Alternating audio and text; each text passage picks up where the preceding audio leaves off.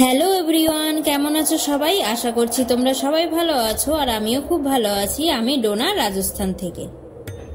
সালটা ছিল 2023।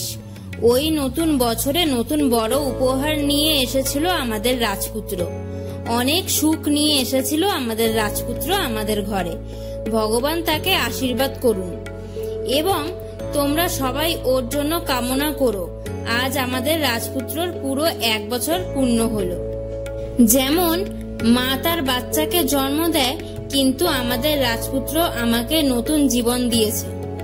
তোমরা ওকে আশীর্বাদ করো আমার সোনা বাবা যেন সুস্থ থাকে আর অনেক বড় মনের মানুষ হতে পারে। 2023 সালটা আমাদের কাছে অনেক দামি, কারণ দামি উপহার হিসেবে আমাদের বাবিকে আমাদের কাছে দিয়েছে। তাই ওই বছরটা আমাদের কাছে অনেক প্রিয়। রাজা রানী নই, রাজত্বও নেই, তবে আমাদের একটা ছোট্ট রাজপুত্র আছে।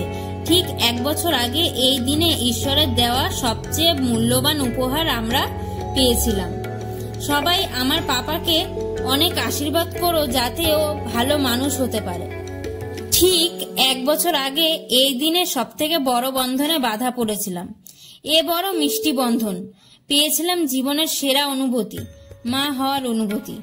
আমরা বেশি বড় লোক নই, আমরা খুব গরিব। আমি ওর পাপা অনেক চেষ্টা করে এইটুকুই আয়োজন করতে পেরেছিলাম। গরিবের ছেলের যে জন্মদিন হচ্ছে, এটাই হলো সবথেকে বড় কথা। আমরা জীবনে যেই সব শখ পূরণ করতে পারিনি, সেই সব শখ আমার ছেলের মধ্যেই পূরণ করব। শুভ জন্মদিন বাবি। আগামী দিনগুলো অনেক অনেক ভালো কাটুক, সুস্থ থেকো, অনেক বড় মনের মানুষ হও বাবা। অনেক ভালোবাসা। স্বপ্নটাকে যখন 2 হাতে চেপে ধরা যায়, আমি অনেক লাকি পাপা যে তোকে পেয়েছি। তুই আমায় বুঝিয়েছিস মা হওয়ার অনুভূতি, মা হওয়ার স্বাদ। এখন আমাদের সব স্বপ্ন আশা শুধু তোকে নিয়ে। আমরা বেশি কিছু আয়োজন করতে পারিনি, শুধু আমাদের কয়েকজন বন্ধু বান্ধবকে বলেছিলাম আর পাশের বাড়ি কিছু লোককে বলেছিলাম। ওর পাপা কেক নিয়ে এসেছিল, পায়েস রান্না করেছিল আর করেছিলাম খাসির মাংস, ডাল, ভাত আর 5 রকম ভাজা। আর সেরকম কিছু আয়োজন করতে পারিনি। আমাদের ছেলে যখন বড় হবে তখন দেখা যাবে, আবার একটু চেষ্টা করবে এর থেকে একটু বড় করে জন্মদিন করার, কারণ ও তো ছোট, ওকে নিয়ে আমি ঠিক মতন কাজ করতে পারছিলাম না। সময় যে কি করে চলে গেল টেরই পেলাম না। এই তো কিছুদিন আগে ওকে কোলে করে নিয়ে আসলাম হসপিটাল থেকে। সময় কি করে চলে গেল কিছু বুঝতেই পারলাম না তোকে পেয়ে।